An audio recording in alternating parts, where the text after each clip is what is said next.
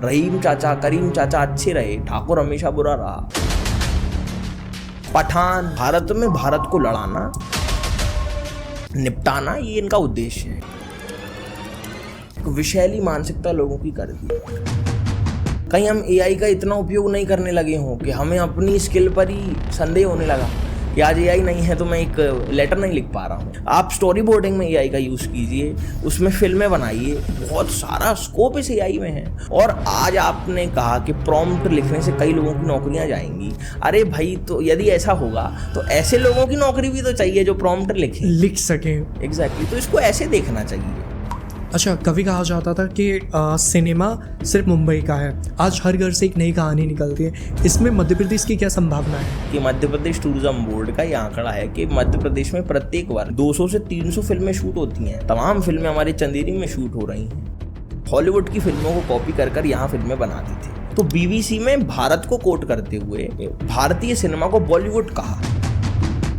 एक ऐसा सिनेमा जो भारत में स्थित है और बॉलीवुड की कॉपी करता है, इसलिए ये बॉलीवुड। एक तंज कसा गया, तंज के रूप में हमें बॉलीवुड कहा और आज हम बॉलीवुड शब्द का उपयोग करते हैं। जैसे आपको कोई भोलू कह दे तो आप अपना नाम भोलू मानेंगे क्या?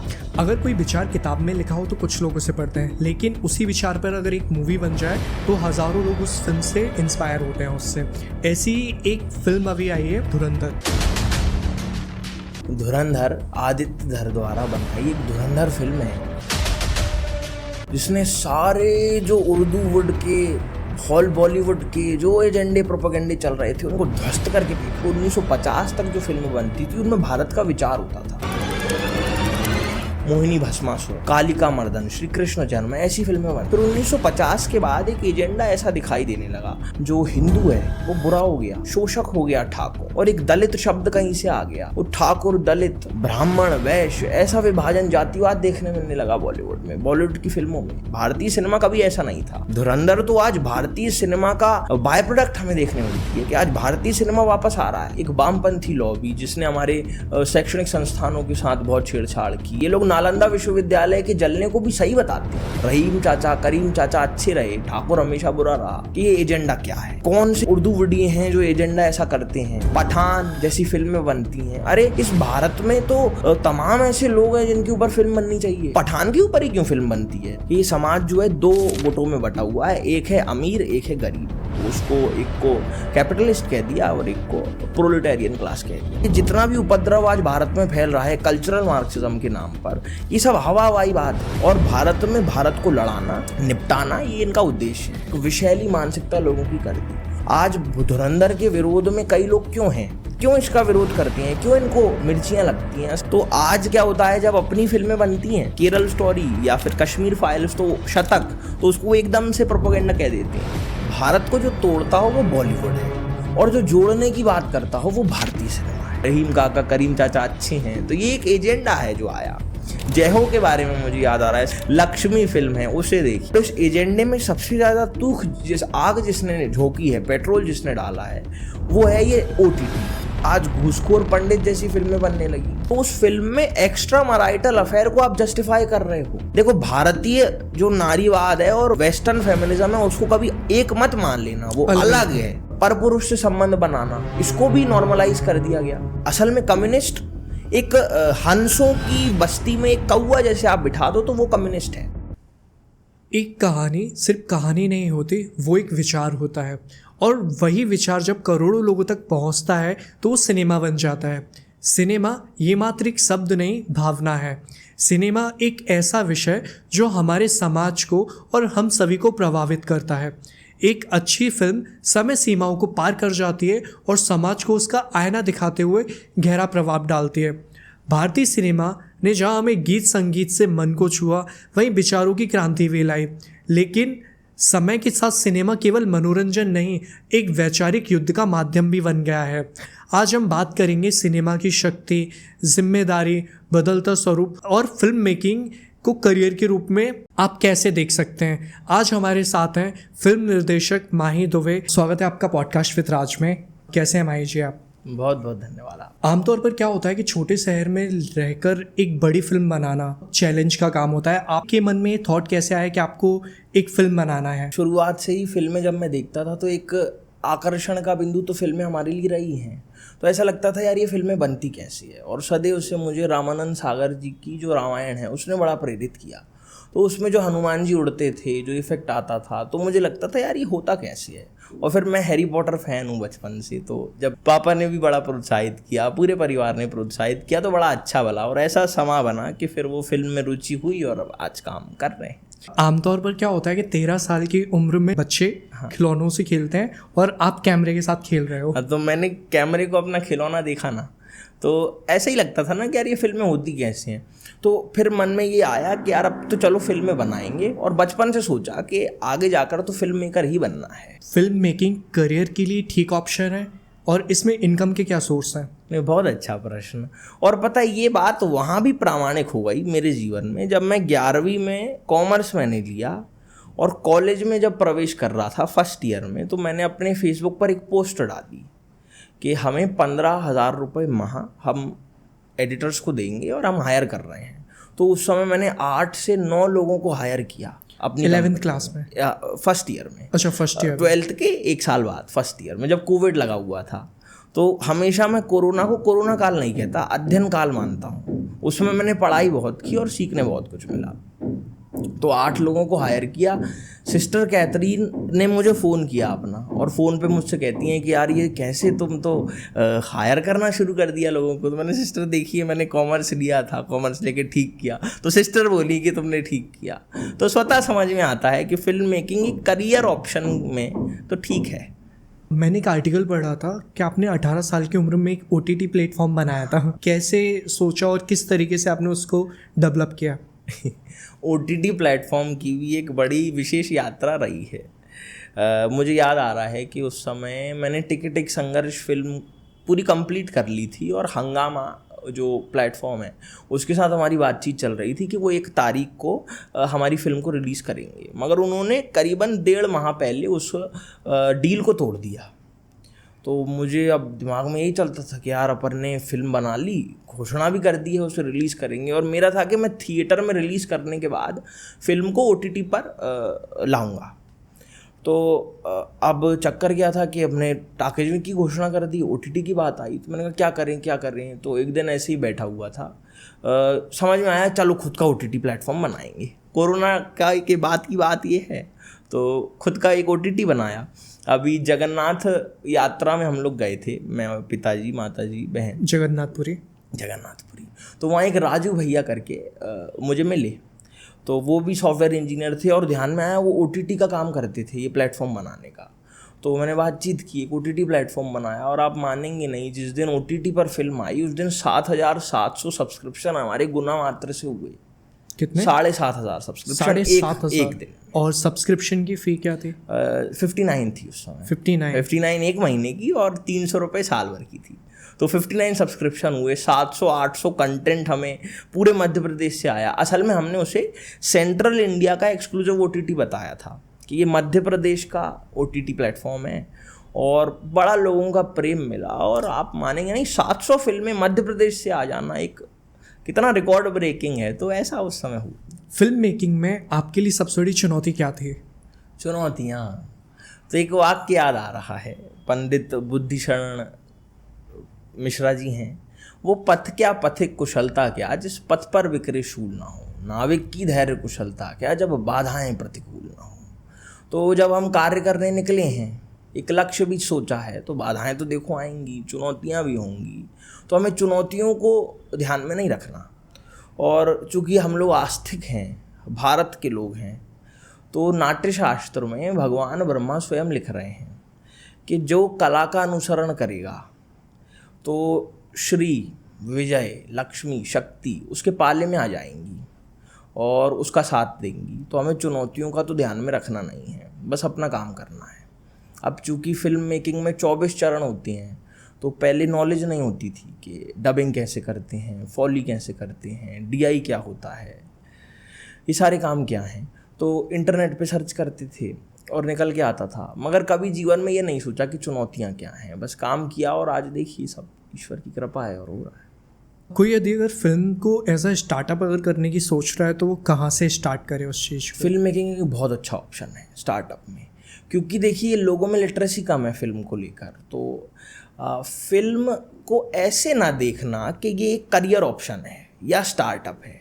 फिल्म अर्थात पैशन कुछ भी हो सकता है। कोई पढ़ाने का पैशन रखता है, कोई पढ़ने का पैशन रखता है, किसी को लिखने का पैशन है, किसी को डांस में जाना है, किसी को लेखन में जाना है।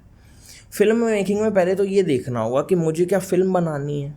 तो आप समूचा काम तो अकेले नहीं कर सकते, आपको एक विंग तय करना होगा। Direction, writing, editing, colour grading या साउंड मिक्सिंग, तमाम काम है। एक फिल्म 10,000 लोगों के साथ मिलकर बनती है, जिसमें 400 से 500 टेक्निकल स्टाफ होता है। मेरी छोटी फिल्म में, जिसको मैं एक इंडिपेंडेंट फिल्म मानता हूँ, उसमें भी हमारे पास 200 लोग थे जिन्होंने भूमिका निभाई है फिल्म में।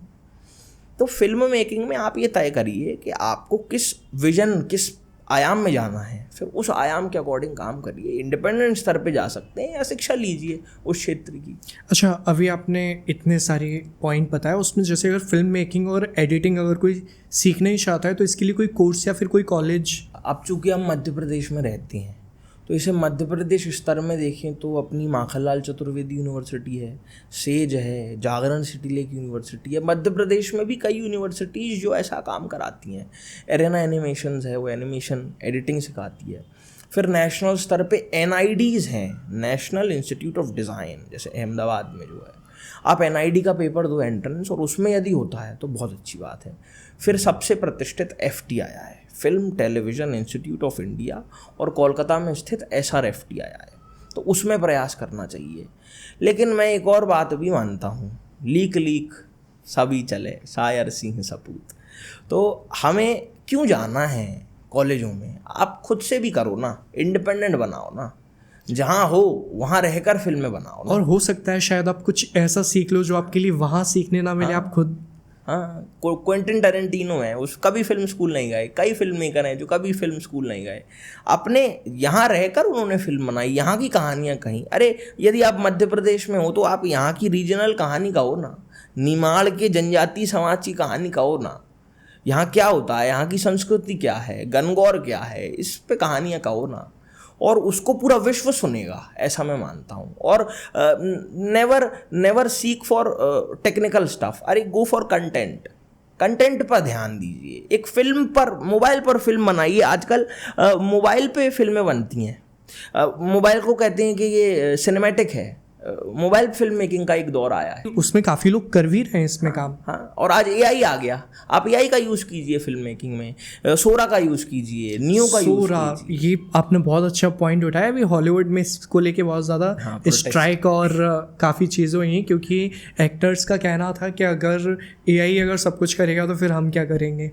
हाँ, वो भी उनका कहना है, पर मेरा स्टैंड इसको लेके थोड़ा सा अलग है। अब वो हॉलीवुड वाले को जाने अपना। पर इस पे आपकी क्या विचार है? हाँ। क्योंकि उसमें क्या हुआ है कि लोगों के फेस की स्कैनिंग और वॉइस के सैंपल्स लिए गए हैं, जिससे आने वाले टाइम पे फिल्म मेकिंग और ज़्यादा इजी और कम बजट में एक बहुत हाई लेवल की मूवी भी आप बना सकते हो। देखिए, अब आपके प्रश्न में दो बातें सामने आती हैं। एक तो चिंता का विषय है, और दूसरा जो हमारा साइंस प्रगति कर रहा है, तो डीप सीक है, जो चेहरा कॉपी कर एक फिल्म बना दी जाती है, फुटेज बना दी जाती है आर्टिस्ट की, तो वो तो गलत है ही, उसको तो हम कभी सही से ठहरा नहीं सकते।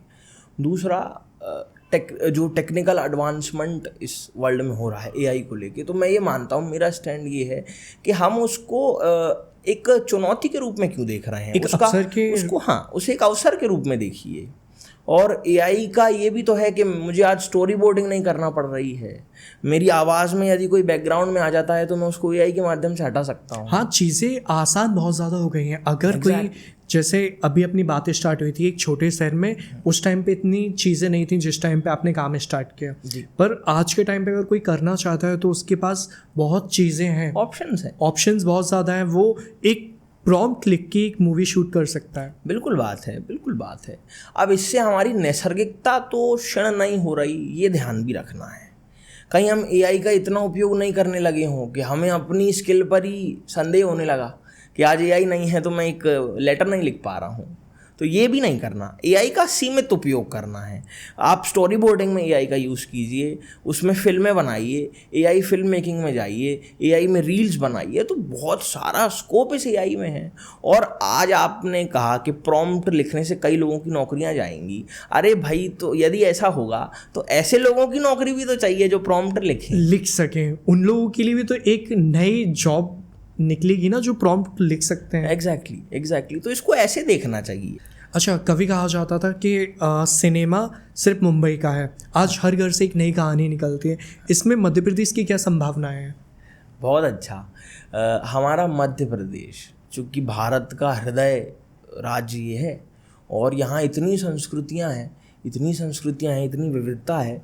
मतलब हमने डोसे को भी अपनाया और दाल बाफले को भी अपना लिया, और हम पंजाब की इस रेसिपी को भी खाते हैं। तो आज आप इसको वो मानेंगे कि मध्य प्रदेश टूरिज़्म बोर्ड का ये आंकड़ा है कि मध्य प्रदेश में प्रत्येक वर्ष 200 से 300 फिल्में शूट होती हैं, और जो सब्सिडी भी ले रही हैं। तो आज एक असीम संभावनाएं मध्य प्रदेश में हैं। जैसे हम स्त्री को देखते हैं, तमाम फिल्में हमारे चंदेरी में शूट हो रही हैं। तो आज एक बहुत बड़ा ये अवसर भी है हमारे यहाँ के स्थानीय लोगों के लिए कि इतने सारे सिनेमा में उन्हें अवसर मिल रहे हैं। अगर वो ध्यान दें तो बहुत सारा। अच्छा, यहाँ होने वाले कुछ निजी फेस्टिवल हैं, जैसे माखनलाल चतुर्वेदी भारतीय चित्र। असल में भारतीय चित्र साधना एक ऐसा राष्ट्रीय स्तर का ऑर्गेनाइजेशन है जो सिनेमा में भारत बोध की दृष्टि देखना चाहता है। मतलब उनका एक चिंता सिनेमा को लेकर ये है कि आज जो ये बॉलीवुड करता है, उर्दू वुड करता है, कि उसने हिंदू हेट्रेट और इस तरह के जो विषय सामने आने लगे, तो वो ना हो। इसलिए एक पूरे जैसे 45 प्रांत हैं, तो 45 प्रांतों में एक स्टेट वाइज फेस्टिवल्स शुरू किए। तो हमारे मध्य प्रदेश में ग्वालियर शॉर्ट फिल्म फेस्टिवल होता है, उस पर ध्यान देना चाहिए। और वो हर 2 वर्ष में एक फेस्टिवल करते हैं। मुझे अभी उस फेस्टिवल में एक दायित्व है। आप उस फेस्टिवल में फिल्में भेजिए, और कई कैश प्राइजेस हैं। भारतीय चित्र साधना को फॉलो कीजिए, उनकी आइडियोलॉजी को फॉलो कीजिए, भारत की बात कीजिए और ऐसी फिल्में बनाइए। तो एक अनेक अथाह अवसर निकल कर आते हैं कि 1 लाख, 2 लाख, 3 लाख तक के कैश प्राइजेस वो शॉर्ट फिल्म्स को दे रहे हैं। तो एक इंडिपेंडेंट फिल्म मेकर के लिए कितना अच्छा अवसर है। आज चंदेरी ओरछा में फिल्म की शूटिंग होती है, ये चिंता का विषय है या फिर मध्य प्रदेश के लिए एक नया अवसर है? नहीं, ये बहुत अच्छा अवसर है। शूटिंग यदि यहाँ होती है तो ये तो बहुत अच्छी बात है।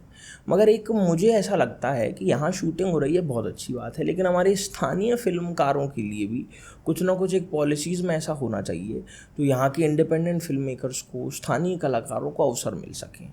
और जो आपने चिंता की बात की, तो मेरी तो बस एक ही प्रकार की चिंता रहती है कि अब जैसे चंदेरी में जब स्त्री 2 की शूटिंग हुई, तो शूटिंग तो बहुत अच्छी बात है, लेकिन उसका कंटेंट क्या था? उसमें एक सरकटे की बात हुई। और जब हम चंदेरी की बात करते हैं तो चंदेरी शिशुपाल भी चंदेरी से आते हैं, उनकी भी गर्दन कटी थी। तो कहीं ये आपस में जोड़ तो नहीं रहे? ये कौन सी ऐसा तंत्र है जो ये नकारात्मक बात करता है या एक भ्रम की स्थिति पैदा करता है कि हमारे ऐसे जो आइडियोलॉजिकल थिंग है, चंदेरी अपनी विरासत के लिए भी तो मानी जाती है, उस विरासत को एक छोड़ दो और चंदेरी को एक पितृसत्तात्मक बता दो स्त्री में। तो ये भी तो एक सोचने का विषय है। अगर कोई विचार किताब में लिखा हो तो कुछ लोग उसे पढ़ते हैं, लेकिन उसी विचार पर अगर एक मूवी बन जाए तो हज़ारों लोग उस फिल्म से इंस्पायर होते हैं उससे। ऐसी एक फिल्म अभी आई है धुरंधर, और इस विषय पर आपकी एक खास रिसर्च और आपका उस पर अध्ययन भी है। जो बॉलीवुड में एक प्रोपोगेंडा और एक आइडियोलॉजी की फिल्म अभी तक आती थी, और अभी जो फिल्म आई है इसे लोग एक प्रोपोगेंडा कह रहे हैं। तो जो बॉलीवुड में ऑलरेडी प्रोपोगेंडा चल रहा था, उस प्रोपोगेंडा और इसमें क्या डिफरेंस है? आपने मुझसे कम समय में बहुत सारे प्रश्न पूछ लिए एक बात में। तो पहले तो आपने शब्द उपयोग किया बॉलीवुड, उसे हम लोग बॉलीवुड क्यों कहते हैं? बॉलीवुड नहीं कहना। बॉलीवुड अर्थात 1970 में भारत में कुछ ऐसी फिल्में बनती थी जो हॉलीवुड वेस्टर्न्स को कॉपी करती थी। तो वहाँ पहली बार बॉलीवुड शब्द उपयोग हुआ। सलीम जावेद और कई सारे प्रोग्रेसिव राइटर्स एसोसिएशन के कई लोग, उनमें कोई प्रोग्रेसिव नहीं था, लेकिन हॉलीवुड की फिल्मों को कॉपी कर कर यहाँ फिल्में बनाते थे। तो बीबीसी में भारत को कोट करते हुए भारतीय सिनेमा को बॉलीवुड कहा। एक ऐसा सिनेमा जो भारत में स्थित है और हॉलीवुड की कॉपी करता है, इसलिए ये बॉलीवुड है। यानी कि एक तंज कसा गया था। तंज के रूप में हमें बॉलीवुड कहा और आज हम बॉलीवुड शब्द का उपयोग करते हैं। जैसे आपको कोई भोलू कह दे तो आप अपना नाम भोलू मानेंगे क्या? तो ऐसे भारतीय सिनेमा को, एक ऐसा समृद्ध सिनेमा जिसमें इतनी भाषाएं हैं, इतनी विविधता है, इसे आप हिंदी सिनेमा कह सकते हो, तेलुगु सिनेमा कह सकते हो, मराठी सिनेमा कह सकते हो, उसको बॉलीवुड कह दिया। ऐसा बॉलीवुड जो हॉलीवुड की कॉपी करता है। तो हमें बॉलीवुड शब्द का उपयोग नहीं करना। धुरंधर एक बड़ी धुरंधर फिल्म है। हाँ, इसको लेके अभी काफ़ी नरेटिव्स और काफ़ी प्रोपोगेंडा और विचारधारा को लेके एक अलग वर्ग की एक अलग। जी, मैं बता रहा हूँ। धुरंधर आदित्य धर द्वारा बनाई एक धुरंधर फिल्म है जिसने सारे जो उर्दू वुड के, हॉल बॉलीवुड के जो एजेंडे प्रोपेगेंडे चल रहे थे उनको ध्वस्त करके फेंका। अब ये अचानक भी नहीं हुआ। पहले तो उस एजेंडे को आपको समझना पड़ेगा कि वो एजेंडा क्या है, वो प्रोपेगेंडा क्या है, वो उर्दू वुड क्या है। तो मैं समझाता हूँ। असल में एक विषैला विचार है कल्चरल मार्क्सिज्म, जो मार्क्सवाद का एक विकृत रूप है। कल्चरल और मार्क्सिज्म, संस्कृति और मार्क्सवाद को मिलाकर ये कल्चरल मार्क्सिज्म बना, जिसकी उपज में ये बॉलीवुड काम करता है। शुरुआत में भारतीय सिनेमा ऐसा नहीं था, कभी भी नहीं था। भारतीय सिनेमा की शुरुआत दादा साहेब फाल्के ने की 1913 में, जब पहली फिल्म बनी राजा हरिश्चंद्र। तो आप हरिश्चंद्र को देखिए, वो भारतीय सिनेमा का भारतीय राष्ट्रवाद की एक विचार का पुलिंदा दिखाई देता है। ऐसी फिल्म वो थी। 100 फिल्में बनी 1931 तक, 1950 तक जो फिल्में बनती थी उनमें भारत का विचार होता था। मोहिनी भस्मासुर, कालिका मर्दन, श्री कृष्ण जन्म, ऐसी फिल्में बनती थी। फिर 1950 के बाद एक एजेंडा ऐसा दिखाई देने लगा भारत में, जहाँ जो हिंदू है वो बुरा हो गया, शोषक हो गया ठाकुर, और एक दलित शब्द कहीं से आ गया। वो ठाकुर, दलित, ब्राह्मण, वैश्य, ऐसा विभाजन, जातिवाद देखने मिलने लगा बॉलीवुड में, बॉलीवुड की फिल्मों में। उसको हम बॉलीवुड ही कहेंगे क्योंकि वो सच में बॉलीवुड है। वो इतना ही विकृत है, उसको बॉलीवुड ही कहना चाहिए। भारतीय सिनेमा कभी ऐसा नहीं था। धुरंधर तो आज भारतीय सिनेमा का बाय प्रोडक्ट हमें देखने मिलती है कि आज भारतीय सिनेमा वापस आ रहा है। दादा साहेब फाल्के का वो सिनेमा वापस आ रहा है, राजा हरिश्चंद्र का वो सिनेमा वापस आ रहा है, उन जैसा सिनेमा। तो उस समय 1950 के बाद में प्रोग्रेसिव राइटर्स एसोसिएशन भारत में सक्रिय होता है, और एक लॉबी, एक वामपंथी लॉबी, जिसने हमारे शैक्षणिक संस्थानों के साथ बहुत छेड़छाड़ की, हमारे साहित्य के साथ बहुत छेड़छाड़ की। ये लोग नालंदा विश्वविद्यालय के जलने को भी सही बताते हैं। तो जो ये छेड़छाड़ हुई, उसके उपक्रम में ये सिनेमा सामने आया जिसमें एजेंडा दिखता था। उदाहरण के तौर पर दीवार, आप दीवार देखिए, एक बार पुनः देखिए। तो दीवार में 786 का एक बिल्ला है जो अमिताभ बच्चन लिया घूमता है। वो शिव जी के मंदिर में जाना तो ठीक नहीं समझता, लेकिन वो 786 के बिल्ले को एक वो मानता है कि ये मेरा सेवियर है। और वो 786 का बिल्ला ही क्यों है? तो ये एजेंडा रहा ना। रहीम चाचा, करीम चाचा अच्छे रहे, ठाकुर हमेशा बुरा रहा।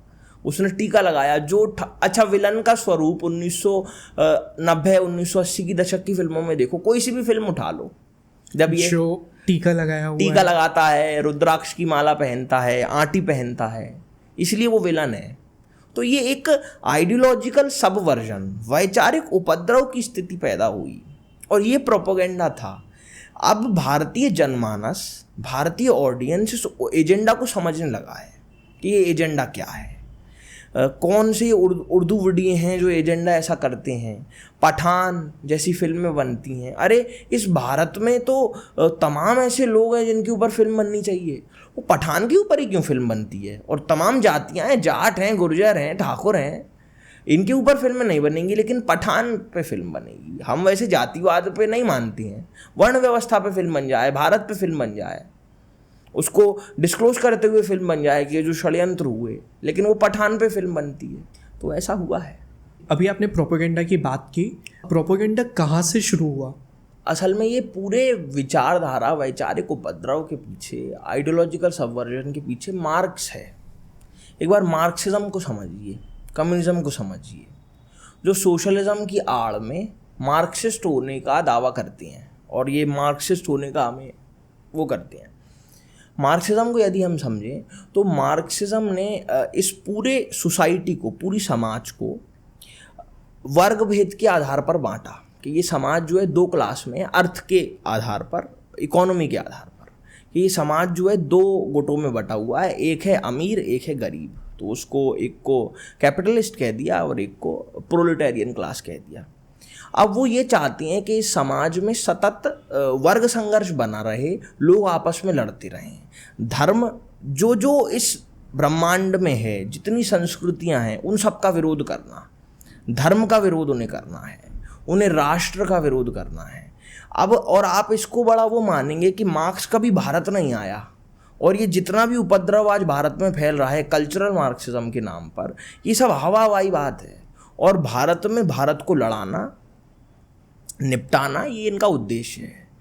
अगर आप मार्क्सिज्म का आखिरी परम उद्देश्य भी समझो ना, तो उसको यदि डिकोड करें तो वो क्या चाहते हैं अंत में, कि अंत में सर्वहारे वर्ग की सत्ता आ जाए, डिक्टेटरशिप ऑफ प्रोलेटेरिएट, उसकी तानाशाही आ जाए, सत्ता भी नहीं तानाशाही। तो उसमें जो सर्वहारा वर्ग है वो राज करे, आवश्यकता पड़े तो रक्त रंजित क्रांति करो, अमीर गरीब का भेद खत्म कर दो। तो वो भेद कैसे खत्म होगा? मार्क्सिस्ट एक फेल आइडियोलॉजी के रूप में दिखाई देती है। तो जब उस समय चिंता की कुछ लोगों ने, जो जर्मनी के फ्रैंकफर्ट स्कूल के लोग थे, जिसमें एंटोनियो ग्राम्सी, अडर्नो, मैक्स हॉकहाइमर जैसे कई विचारक सामने आते हैं। मैं विचारक क्यों, वो तो एक विनाशक लोग थे, राक्षस हम उन्हें कह सकते हैं आज का।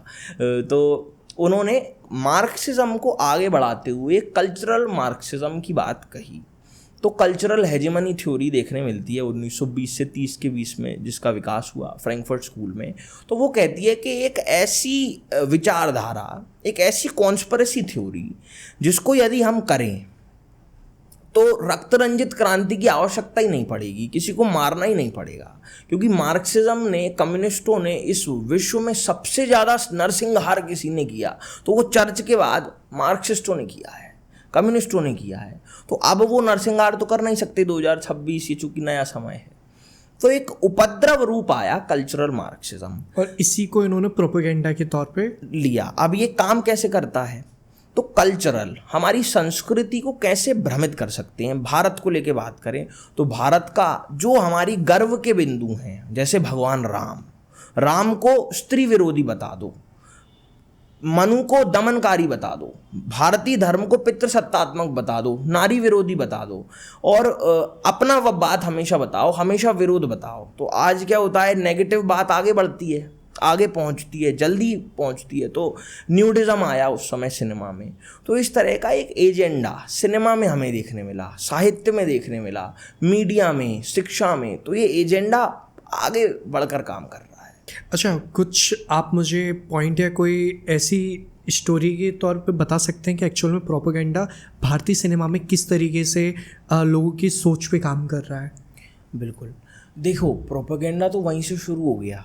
असल में आप अगर शुरुआती समय में जाओ तो दादा साहेब फाल्के ने तो ऐसा सिनेमा की सपना देखा था जो सिनेमा भारत की बात करता हो। मगर 1931 में जब सिनेमा बोली तो वो उर्दू बोली, और पहली फिल्म बनी तो वो आला मारा बनी। ठीक है, उर्दू भी भाषा है, सबका सम्मान हमारे दिल में है। मगर निरंतर जब सिनेमा आगे चला तो ऐसी फिल्में, जैसे दीवार का उदाहरण मैंने अभी आपको दिया, DDLJ है, शोले है। DDLJ, हाँ DDLJ दिलवाले दुल्हनिया ले जाएंगे, ऐसा कहते हैं कि सदी की सबसे चलने वाली फिल्म वो थी, गोल्डन जुबली जिसको आप लोग कहते हो।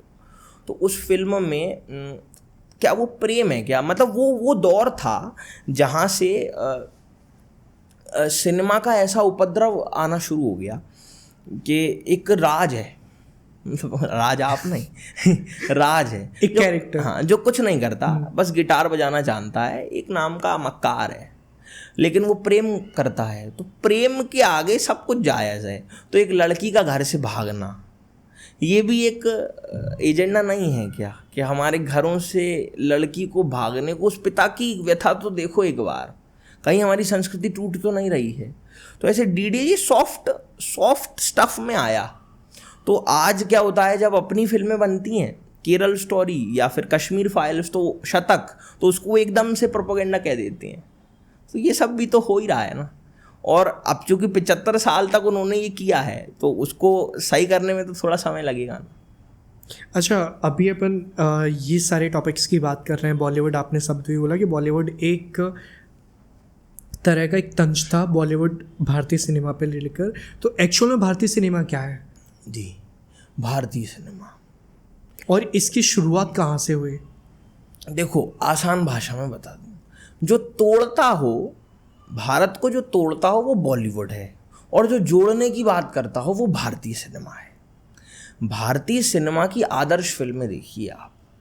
भारत में कला का जो बोध है ना, वो सत्यम शिवम सुंदरम हमारा बात है कि जो कला है वो सत्य है, जो शिव है, जो आकाट है, वो परम ईश्वर की बात करता हो, ब्रह्म की बात करता हो, और जो सुंदर है, जो दिल को मोह लेता हो। इसलिए तो हम कहते हैं भद्रम पश्चिमाक्ष भीरी जत्रा। कला एक ऐसी कला होनी चाहिए जो हृदय को, मन को, आँख को, शरीर को सुख देने वाली हो। तो आप उस समय की फिल्में देखिए, मोहिनी भस्मासुर, दादा साहेब फाल्के। आप जानते हैं दादा साहेब फाल्के ने इस सिनेमा को प्रारंभ क्यों किया, मतलब भारतीय सिनेमा प्रारंभ क्यों हुई? हाँ, कैसे हुआ? असल में पहली बार भारत लूमियर ब्रदर्स आए। लूमियर ब्रदर्स ने पहली फिल्म बनाई थी और पहली सार्वजनिक स्क्रीनिंग की थी जिससे पैसा बनाया। तो लूमियर ब्रदर्स जब भारत आए तो उन्होंने मुंबई के वॉटस्टन होटल में एक फिल्म दिखाई, 6 फिल्मों की एक श्रृंखला दिखाई। और उन फिल्मों को दादा साहेब फाल्के एक बार 1999 में एलिस गाय की फिल्म लगी हुई थी, जो दादा साहेब फाल्के अपनी बहन को लेकर फिल्म देखने गए।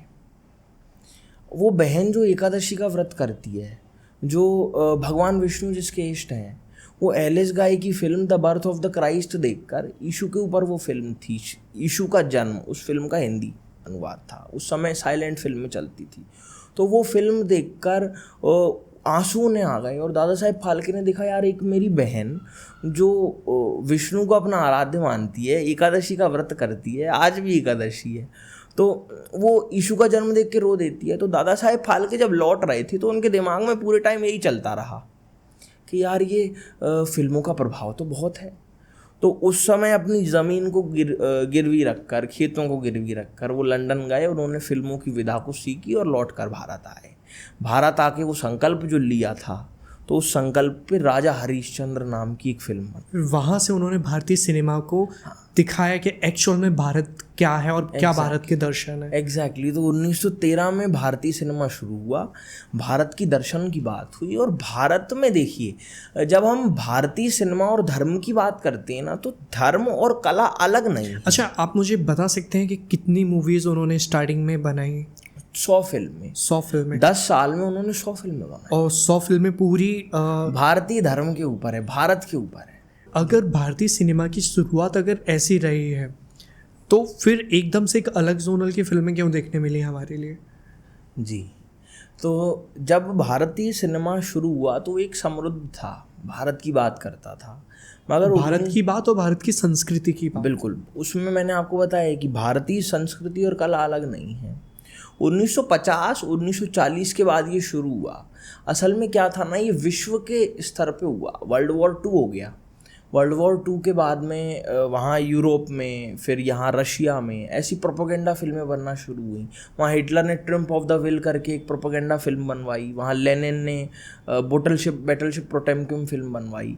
तो उसके बाद ये समझ में आ गया, इस विश्व के जितने उपद्रवी लोग थे, जैसे विकृत मानसिकता के लोग थे, उन्होंने ये देख लिया कि जो सिनेमा है वो समाज को बदलने की ताकत रखता है। मतलब एज अ वेपन उन्होंने उसका इस्तेमाल किया। They used it as a weapon. इसलिए हम उसको बोलते हैं ideological subversion. Cinema as a tool of ideological subversion.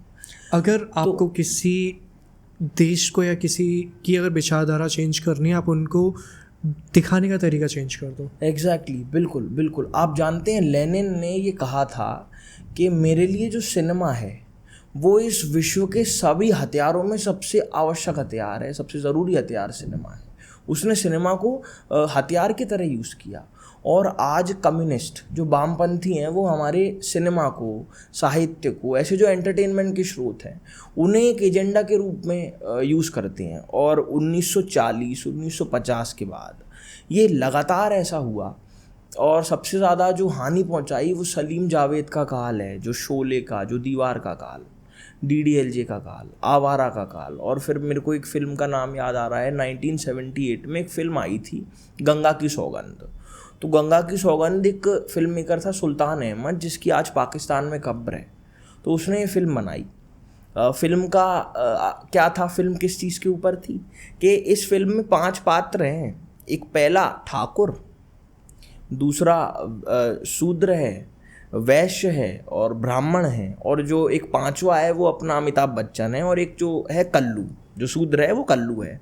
तो ये चारों जो ऊपर की जातियां हैं, तीनों जातियां, वो मिलकर उस कल्लू को परेशान करते हैं, और अमिताभ बच्चन एक सेवियर की तरह है जो उसको बचाता है। तो आज वो सुल्तान अहमद वो वहाँ है, पाकिस्तान में उसकी कब्र है। तो ये गंगा जमुनी तहजीब, मुसलमान अच्छे हैं, वो एक फ़िल्म आप देखते हो जिसमें अमिताभ बच्चन जो है एक हरे रंग की चादर लेके जा रहा है और उसमें गोली लगती है, वो बच जाता है। 786 का बिल्ला उसे बचा रहा है। तो रहीम काका, करीम चाचा अच्छे हैं। तो ये एक एजेंडा है जो आया। जय हो के बारे में मुझे याद आ रहा है, सलमान खान की एक फिल्म आई थी जय हो, एक बार फिर से उसे देखिए। लक्ष्मी फिल्म है, उसे देखिए। जय हो में क्या? हाँ, जैसे आप सलमान खान की फिल्म जय हो देखिए। जय हो में जो तब्बू है वो ये हिंदू लड़की है और वो एक मुसलमान से शादी करती है। लव जिहाद है ये। तो जो तब्बू की माँ है वो उससे बात नहीं करती, नाराज़ है कि बेटी तो चूँकि घर से भाग गई। तो आखिरी में वो जो तब्बू का पति है वो अपनी माँ को किडनी देता है और माँ और वो परिवार एक हो जाता है। ऐसी हैप्पी एंडिंग है उस फिल्म में। ये एजेंडा है उसमें, पूरे रूप में एजेंडा है। वो जो होम मिनिस्टर था वो चूँकि टीका लगाता है, रुद्राक्ष की माला पहनता है, तो वो लोगों को मार देता है रोज़। तो ये हो रहा है। अभी मैंने लक्ष्मी के बारे में बताया। अगर आप फिल्म लक्ष्मी देखो, अक्षय कुमार की लक्ष्मी बॉम्ब जो थी शुरुआत में, फिर लक्ष्मी हुई जब उसका विरोध हुआ। तो लक्ष्मी में जो खुद अक्षय कुमार है वो मुस्लिम है। एक बार फिर से देखिए, अशरफ उसका नाम है, अशरफ है या इस्माइल है, राम जाने, पर अशरफ है। तो वो पूरे फिल्म में एक हिंदू धर्म को, माँ काली को, उस तलवार को और जो हिंदू के प्रतीक हैं आटी को, इनको एक ऐसा ढोंग के रूप में बता रहा है कि आत्मा होती है। और फिर एक बाबा जी आते हैं जो बड़ा, वही गंगा जमुनी तहजीब से वो आए हैं, हरे रंग का वो चादर ओढ़कर, और वो आत्मा को बंद करके समुद्र में डाल देती है, मगर आत्मा जैसे तैसे वापस आ जाती है। तो ये क्या हो रहा है? कहीं ये हमारे ऊपर थोपा तो नहीं जा रहा? एक बार इसका विचार करना है। और मुझे ऐसा लगता है कि अब जो दर्शक है वो ये जान गया है इस एजेंडे को, और इस एजेंडे में सबसे ज़्यादा आग जिसने झोंकी है, पेट्रोल जिसने डाला है, वो है ये OTT। जैसे नेटफ्लिक्स ने आज 10,000 करोड़ रुपए फिल्मों में इन्वेस्ट किए हुए हैं, जो सेक्रेड गेम से शुरू हुआ लेकिन आज घूसखोर पंडित जैसी फिल्में बनने लगी। ऐसा एजेंडा विकृत रूप में आ गया कि जिसमें 4 मोर शॉट्स प्लीज जैसी फिल्में बनने लगी, जिसमें एक्स्ट्रा मैरिटल अफेयर जो है उसे लीगलाइज कर दिया गया। अभी हाल ही में एक फिल्म आई है आप जैसा कोई, जिसमें R माधवन है, और उस फिल्म को यदि आप देखो तो उस फिल्म में एक्स्ट्रा मैरिटल अफेयर को आप जस्टिफाई कर रहे हो। उसमें जो माँ है, मतलब वो माधवन की भाभी, वो अपने पति से कह रही है, भैया से कह रही है, और उसकी बेटी आके पापा से कहती है कि पापा मम्मी को प्यार हुआ है। और वो पापा से आके कह रही है एक बेटी के, पापा मम्मी को प्यार हुआ है। उनने गलत क्या किया? एक प्यार ही तो उन्होंने किया है। तो आप एक्स्ट्रा मैरिटल अफेयर को जस्टिफाई कर रहे हो। और फिर जहाँ उस पति ने प्रश्न उठाया तो वो दमनकारी है। फिर वो नारीत्व और फेमिनिज्म की बात आ जाती है। असल फेमिनिज्म ये थोड़ी है। अच्छा, मैं आपको फेमिनिज्म का बताता हूँ कि ये कैसे शुरू हुआ। असल में 1849 में पहली बार न्यूयॉर्क में सेनेका फॉल्स कन्वेंशन हुआ, जिसको हम पहला नारी का आंदोलन कहते हैं, फेमिनिज्म का आंदोलन कहते हैं। देखो, भारतीय जो नारीवाद है और वेस्टर्न फेमिनिज्म है उसको कभी एक मत मान लेना, वो अलग है। भारत में यत्र नार्यस्य पूज्यन्ते रमन्ते तत्र देवता, ऐसा हमारा ग्रंथ कहते हैं कि जहाँ नारी की पूजा होगी वहाँ ईश्वर आएंगे। ऐसा हमारी बात है। हम शक्ति को, नारी को शक्ति के रूप में पूजते हैं। माँ दुर्गा हमारी भगवान है। हम ये मानते हैं कि जो ट्रीटी है वो देवी से निकली है। तो वेस्ट में सिनेगा फॉल्स कन्वेंशन जब हुआ तो वहाँ नारियों को असल में विच हॉन्टिंग होती थी ईसाइयों में। विच हॉन्टिंग, महिलाओं को जला देते थे। सती प्रथा भारत में नहीं थी, वो विच हॉन्टिंग के चक्कर में यहाँ आई है। तो विच हॉन्टिंग होती थी। तो वो जो नारी है, सिनेगा फॉल्स कन्वेंशन हुआ, वहाँ वोटिंग का अधिकार, ठीक से काम मिल जाए इसका अधिकार, ऐसे अधिकारों को लेकर बात शुरू हुई। और कला क्षेत्र में इसके उदाहरण आते हैं, जैसे साहित्य लिखा गया, ऐसी फिल्में बनी। सफोगेट एक फिल्म है 2015 की, वो उसी के ऊपर है, उसे देखिए। तो 1910 तक, 50 साल बाद जब फिल्में बनती थी उस समय की, जिधर जब मर्लिन मुनरो आगे जाकर बनी, ऐसे कर कई पात्र आए जो फेमिनिस्ट आइकन वहाँ के थे। तो उस समय तो वोटिंग के अधिकार पे बात होती थी, काम ठीक से मिल जाए, इक्वल वर्क इक्वल वेज, ऐसी बात होती थी। मगर आगे चलकर गर्भपात के अधिकार के ऊपर बात हुई, समलैंगिकता पर बात हुई कि फेमिनिज्म, अब फेमिनिज्म तो पीछे रह गया, लेकिन ट्रांसजेंडर और LGBTQAI इन विषयों पर बात होने लगी। तो 1970 आते आते तक तो परपुरुष से संबंध बनाना, इसको भी नॉर्मलाइज कर दिया गया। तो इस तरह की चीज़ें ये हुई हैं, ये सिनेमा में हुई हैं। तो उसका थोपा आज हमें देखने मिलता है कि जाने जान और ये 4 मोर शॉट्स प्लीज जैसी फिल्में आती हैं सामने, आप जैसा कोई जैसी फिल्में आती हैं। तो ये एजेंडा ही तो है, ये वही बॉलीवुड का एजेंडा है जो हमारे ऊपर थोप दिया जा रहा है। मिसेज जैसी फिल्में बनती हैं। अरे मिसेज जैसी स्थिति कहीं नहीं है। कौन सा भारतीय ऐसा हिंदू डॉक्टर परिवार होगा जिसमें ऐसा होता है? आप हिंदुओं को ही ऐसा उल्टा सीधा क्यों बताते? अभी कुछ टाइम पहले एक मूवी आई थी बैड न्यूज़, उसके बारे में भी आपने मुझे कुछ बताया था, थोड़ा सा डिटेल में बताइए उसके बारे में। बैड न्यूज़, अब पुरानी जो फिल्म है वो तो गुड न्यूज़, अब गुड न्यूज़ के बाद बैड न्यूज़। इसमें असल में जो तृप्ति ढीमरी है वो विकी कौशल की वाइफ है। वो विकी कौशल का जो बेटा है वो, और उसका एक बॉयफ्रेंड अलग है, उसका बच्चा, वो दोनों बेटे उसके पेट में हैं। तो इस तरह की खराब, ये भारत का विचार तो नहीं हो सकता, ये किसी भी सभ्य समाज का विचार नहीं है। अब इसको आप जस्टिफाई कर रहे हो, ऐसी फिल्में बना रहे हो। आप जैसा कोई, जाने जान, 4 मोर शॉट्स प्लीज, ऐसी अथाह फिल्में हैं जो हमारे ऊपर थोप दी गई। फिर उनको फिर थोड़ा, चूंकि ये इक्वालिटी बनी रहे, तो फिर मिसेज लेकर आएंगे, चिड़िया लेकर आएंगे, OTT पे भी रिलीज हुई, और उसके ऊपर बड़े मीम दिखते हैं सोशल मीडिया पर। ये असल में ये वही तंत्र है जो ये काम करता है, कैसे सोशल मीडिया पर समय समय पर आपके सामने ये आएगा। तो ये कैसे आता है? वो चिड़िया के ऊपर फिल्म बनाएंगे, उसमें हिंदू परिवार का जिक्र करेंगे। अरे किसी मुस्लिम में हलाला भी तो होता है, उसके बारे में भी तो बात करो। हमारे भोपाल के विनोद तिवारी जी जब एक कन्वर्जन फिल्म बनाते हैं और उसमें हलाला की बात करते हैं, तो आप उनके ऊपर गजबाए हिंद चला देते हो, उनका सरतन से जुदा चला देते हो, ये एजेंडे के सामने आते हो। फिर वहाँ वो गंगा जमुनी तहजीब कहाँ गई आपकी? यदि समाज को सुधारना यदि है ना, तो यदि हिंदू समाज को केवल थोड़ी सुधारना है, पूरे भारत को सुधारिए, सबको सुधारिए। मैं आपको बता रहा हूँ, एक शत्रुबोध का विषय है। इस दुनिया में 4 ऐसे लोग हैं जो अपना वर्चस्व चाहते हैं। पहला, वो deep state, global market forces, जो रातों रात ट्विटर खरीद लेते हैं, जो कुछ भी कर सकते हैं, जो एक कैपिटलिज्म की जिनके पास भरमार है। दूसरा, इवेंजेलिकल चर्च, विस्तारवादी चर्च, ये अपना कन्वर्जन, अपनी मिशनरी, सेवा, समर्पण के भाव, शिक्षा के भाव को लेकर हमारी ओर आ रहे हैं। इनका भी उदाहरण ऐसे समझिए कि एक प्रसंग है कि भगवान कृष्ण जब छोटे थे तो नंदलाल हमारे, तो वो जो माँ यशोदा हैं वो अपने नंदलाल को नंद बाबा को नहीं देती, क्योंकि नंद बाबा के हाथ में मिट्टी लगी हुई है। हमारी जो माँ यशोदा है वो, आप उसे हिंदू समाज की तरह देखो या भारतीय समाज की तरह देखो, जो जिसका मन निर्मल है, जो बस भला चाहती है इस देश का।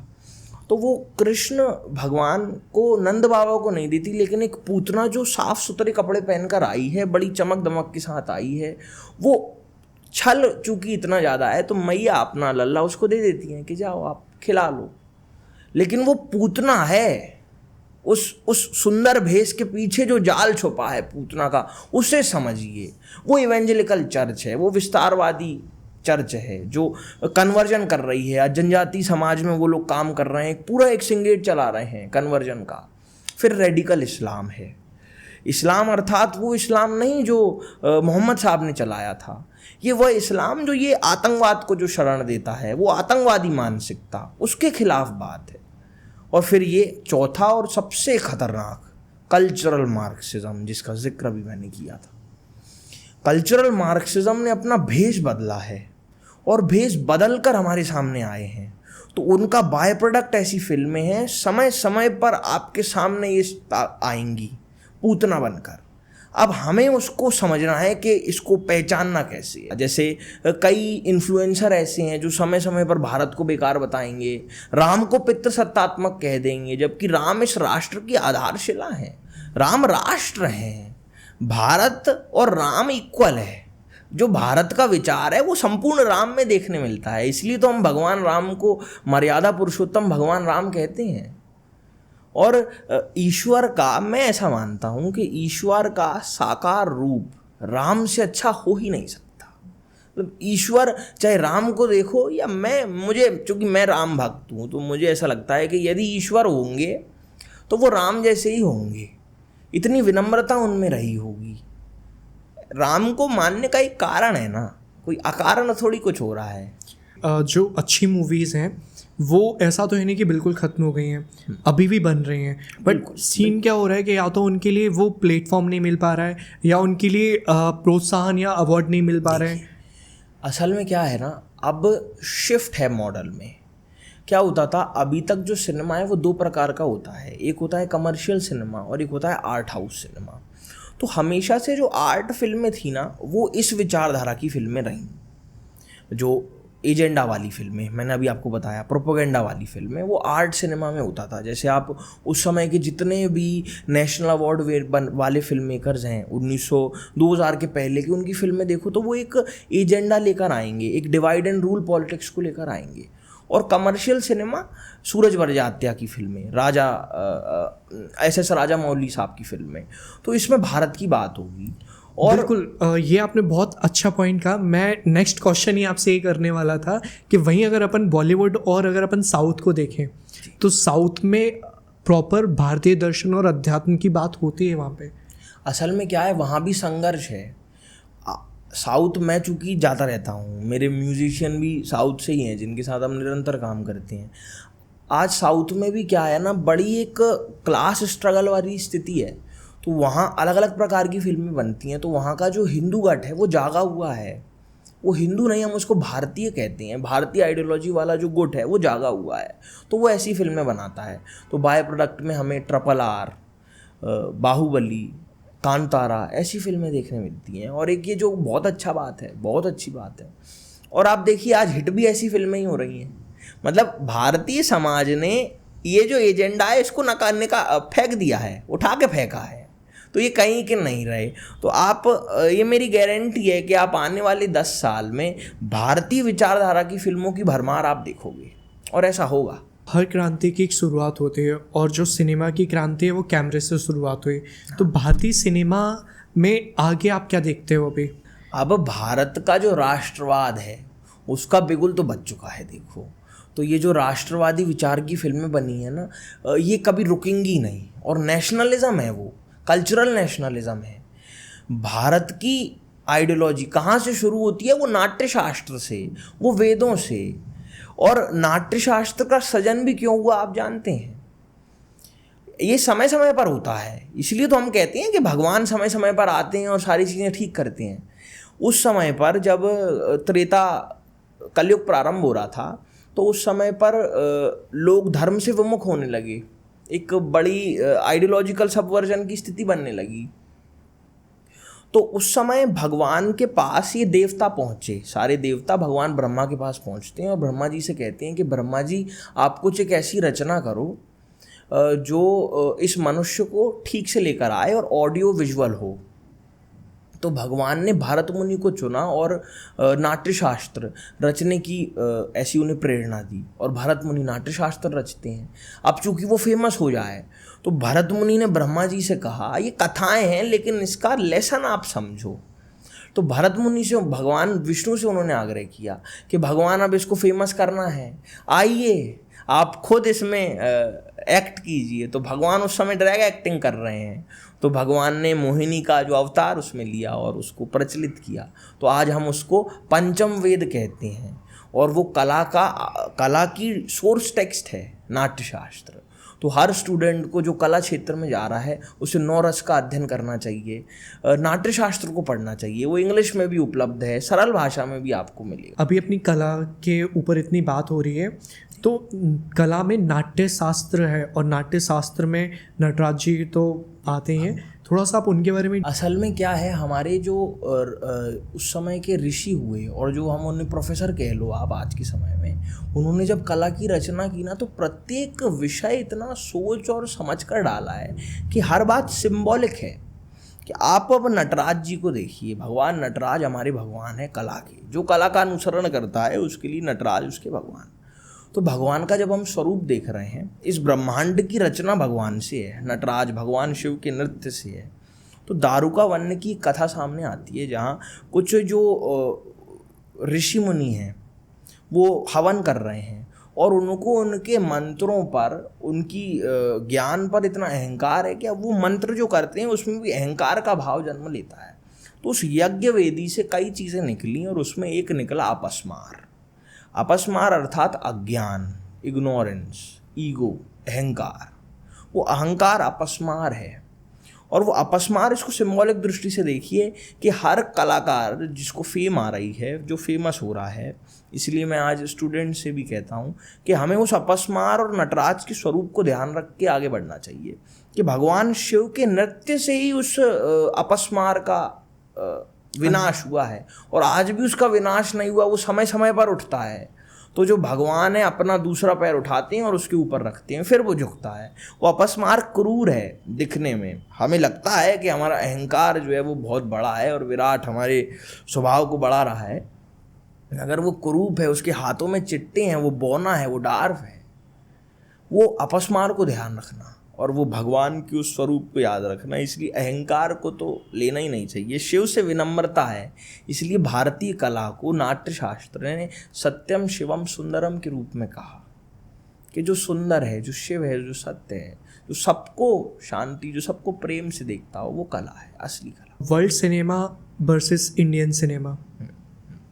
देखो, वर्ल्ड सिनेमा में ऐसा तो नहीं है कि वर्ल्ड सिनेमा एक सिनेमा रहा हो। इस दुनिया में बहुत प्रकार के सिनेमा हैं, रशिया, इटली, अमेरिका, हॉलीवुड। कई बार हम क्या करते हैं, हॉलीवुड को वर्ल्ड सिनेमा मान लेते हैं। अरे नहीं, वर्ल्ड सिनेमा बहुत बड़ा है। आज इज़राइल में भी तो फिल्में बनती हैं, रशिया में भी तो फिल्में बनती हैं, लेनिन वाली फिल्में, वो एजेंडा वाली फिल्में। तो मैं चूँकि सिनेमा का विद्यार्थी हूँ, और मैं सबसे यही कहता हूँ कि आपको वर्ल्ड के सिनेमा को एक्सप्लोर करना चाहिए। आप टाइम स्केलिंग पे बांट दो, हर 10 वर्षों की 10 टॉप की फिल्में हर सिनेमा में देखो। जैसे सोवियत में क्या फिल्में बनी, यूएसएसआर में, और सिनेमा एक टाइमलाइन के साथ चला। सबसे अद्भुत बात सिनेमा की है, आज मैं चूँकि हिस्ट्री का विद्यार्थी नहीं हूँ, लेकिन मुझे कुछ इतिहास देखना होता है ना, तो मैं उस समय की फिल्मों को देखता हूँ। जैसे 2010 से 2015 के बीच भारत की क्या आइडियोलॉजी रही होगी, वो उस टाइम की फिल्मों में देखने मिलता है। तो ये फिल्में एक आगे जाकर मुझे लगता है फिल्में ये टेक्स्ट बुक का काम करेंगी। लोगों की जो कि किताब पढ़ने की और ये आदत तो छूट चुकी है रील के चक्कर में, तो लोग फिल्में देखेंगे। अच्छा, अभी जैसे अपन ने इतनी टॉपिक्स पे बात की, जैसे भारतीय सिनेमा अभी कहाँ से शुरुआत हुआ, विश्व की पहली मूवी कैसे बनी? बहुत सुंदर प्रश्न। ये ना एक सिनेमा स्टूडेंट के लिए बड़ा एक प्यारा प्रश्न होता है। असल में क्या था, विश्व की पहली फिल्म कोई ऐसे नहीं बनी कि आओ चलो फिल्म बनाते हैं। असल में क्या हुआ, 1876 में फ्रांस में, यूरोप में उस समय पर घुड़सवारी बड़ी प्रचलन में थी। तो उस समय पर एक प्रश्न उठा फ्रांस में कि ये जो घोड़ा है जब दौड़ता है तो उसके पैर हवा में होते हैं या ज़मीन पे होते हैं। तो जो घुड़सवार होते थे या वो हॉर्स राइडिंग के जो प्रेमी होते थे, वो कहते थे घोड़ा हवा से बातें करता है, कुछ कहते थे घोड़ा ज़मीन पे चलता है। तो वो प्रश्न गवर्नर साहब तक पहुंचा। और गवर्नर ने उस समय एडवर्ड मोइटब्रिज को बुलाया। एडवर्ड मोइटब्रिज साइंटिस्ट थे और मोशन स्टडीज़ के बड़े साइंटिस्ट थे, वो इसको पढ़ रहे थे, समझ रहे थे, फोटोग्राफर भी थे। तो उन्होंने एक एक्सपेरिमेंट किया, एक ट्रैक पर 12 कैमरों को कतार पर बांध दिया और उसमें एक लाइन बांधी पतली सी और घोड़े को दौड़ाया। तो घोड़ा जब दौड़ा तो 12 फ्रेम खींची और फिर वो फ़ोटो लैब आए। फ़ोटो लैब में उन्होंने फ़ोटोज़ प्रोसेस किए और वापस पहुँचे। तो सब लोग वहाँ बैठे हुए थे और उन्होंने एक एक करके फ़ोटो फेंकना शुरू किया। तो वो लोगों का ध्यान उससे तो चला गया कि घोड़े के पैर हवा में होते हैं या पैर ज़मीन पे होते हैं, बल्कि एक फायर फिनोमिनन क्रिएट हुआ, एक फिल्म जैसा इफेक्ट क्रिएट हुआ। उसमें घोड़ा चल रहा था और उस समय फायर फिनोमिनन क्रिएट हुआ और मोशन स्टडीज़ का प्रारंभ हुआ। तो हम उसको द हॉर्स इन मोशन 1878 इस स्टडी के रूप में देखते हैं। और ऐसा कई विद्वान कहते हैं कि वो पहली फिल्म थी, मगर उसे आज सिनेमा में एक स्टडी के रूप में पढ़ाया जाता है। सोशलिज्म ही कम्युनिज्म है क्या, और आप इसे भारत के लिए इतना हानिकारक क्यों मानते हो? देखिए, एक तो ये विचारधारा भारत की नहीं है। मैं सोशलिज़म जो है भारत के संदर्भ में सोशलिज़म और कुछ नहीं है, बल्कि जो बाबा तुलसीदास जी रामचरितमानस में लिख रहे हैं ना कि राम राज्य क्या है, राम राज्यवासी त्वयं प्रोचस्व ते शिरम न्यायार्थम युद्धस्व विधिवरम कर परिपाल दुर्बलम। और एक और चौपाई आती है कि मणिमाणिक महंगे किए सहजे जल अनाज तुलसी वहाँ जानी राम गरीब निवाज। कि एक ऐसा राज्य जहाँ सोना चांदी इसमें तो टैक्स है, लेकिन जो जल है, भोजन है, जो सादा सुविधाएं हैं वो सब कॉमन है, कोई प्राइवेट प्रॉपर्टी बहुत ज़्यादा नहीं है और सब कुछ समानता का अधिकार है। आप न्याय की बात करते हो, आप राम राज्य में हो, तो वो सोशलिज्म भारत का है। कम्युनिज्म, जब मार्क्स जिस कम्युनिज्म को लिखता है, यदि आप उसको समझने का प्रयास करें, लेयर बाय लेयर यदि आप उसको खोलोगे, तो वो बस 3 काम चाहते हैं। एक, इस पूरे विश्व को 2 गुटों में बांट देना, अर्थात एक ऑपरेसर है और एक ऑपरेस्ड है, शोषक और शोषित में इस पूरी दुनिया को बांट दो। फिर 3 R पे ये लोग काम करते हैं, रेसिस्ट, रिबेल, रिजेक्ट। प्रतिरोध करो, विद्रोह करो और लड़ो। रेड रेवोल्यूशन, मतलब R जो आखिरी क्रांति है वो रक्त रंजित क्रांति से बदलाव आएगा। और फिर जब ये सारा काम हो गया, वॉयलेंस हो गया, तो एक कोरा प्लेट, कोरा कागज इनको मिलेगा। अब ये जो पृथ्वी है उस पर ये खुद की सत्ता स्थापित करेंगे। अब इसमें इनके द्वारा बताया गया जो सत्य है वही सच होगा, मतलब कौन प्रगतिशील है, कौन दमनकारी है, कौन शोषक है, कौन शोषित है, ये सारे काम, इन चीज़ों को वो स्थापित करेंगे। अच्छा, मान लीजिए और वो यदि सर्वहारी वर्ग की सत्ता भी आती है, तो क्या वो तब नहीं लड़ेंगे क्या?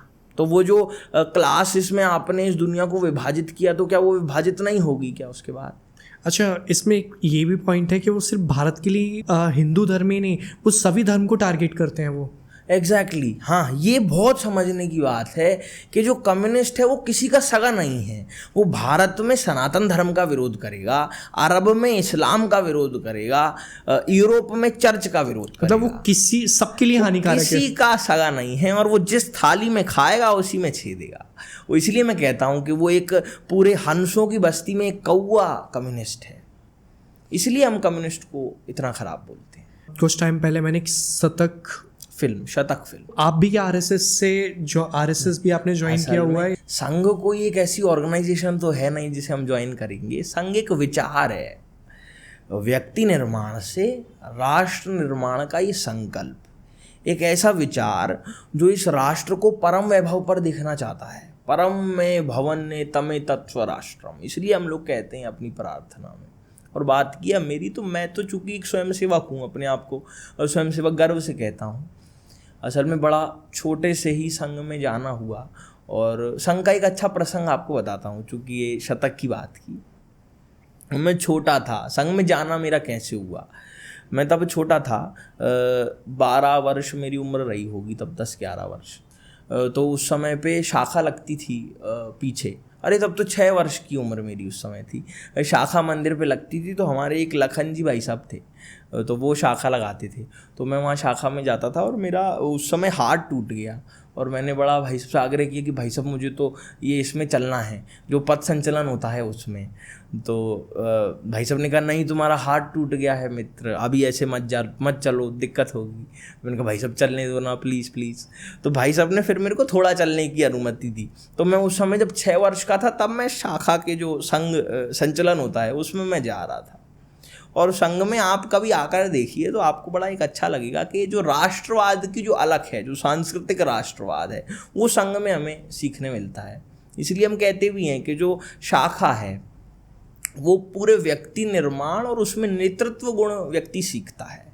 एक पूरा चरित्र निर्माण संघ की शाखा में होता है, इसलिए शाखा में आना चाहिए। अच्छा, संघ ने आपके व्यक्तित्व और आपके करियर को क्या आकार दिया है? एक अद्भुत मुझे आज कॉन्फिडेंस, बोलने की क्षमता, फिर जो मैं फिल्म में निर्देशन करता हूँ, एडिटिंग करता हूँ, ये सब संघ की एक बहुत बड़ी इसमें महती भूमिका रही। अच्छा, सनातन की ऐसी कौन सी बात है जो आपको आपके जीवन में सबसे ज़्यादा प्रेरित करती है? सनातन धर्म इस राष्ट्र का धर्म, भारतीय धर्म।